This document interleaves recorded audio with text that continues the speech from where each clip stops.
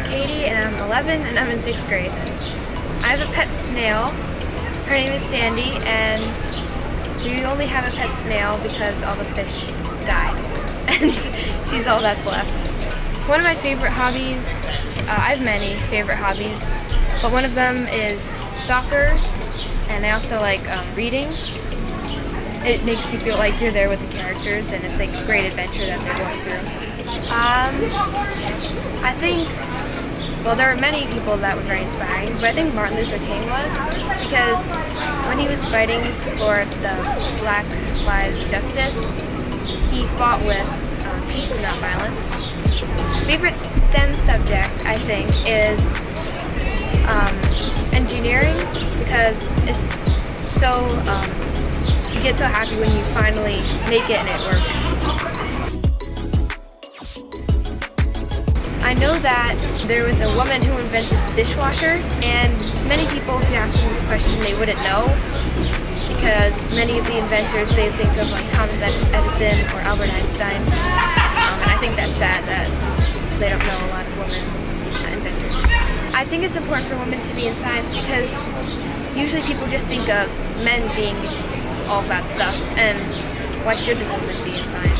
People should recognize that not only boys should be looked at as that, because in a lot of literature and real life as well, like the boys are always the people think of as the smarter ones or the nerdier ones or whatever, but why can't girls? Because they have brains too. Science is cool because you can express like yourself through your own creations.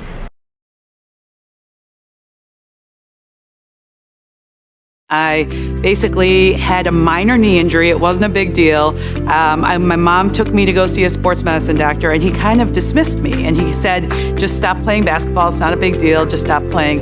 And I was so upset. So at that moment, I said, you know, if we can't find a women's sports medicine doctor, this is what I'm going to have to do. So math and science were both my favorite subjects. So for me, medicine was a perfect field where I could apply my math and science knowledge into a field where I can take care of people and talk to people all day.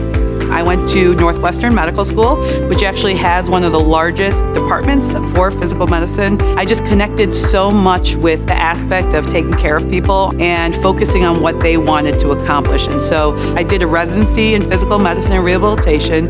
I became a physiatrist and then did a fellowship in sports medicine after that. And so that's how I got inspired to be a physician, and more specifically, sports medicine.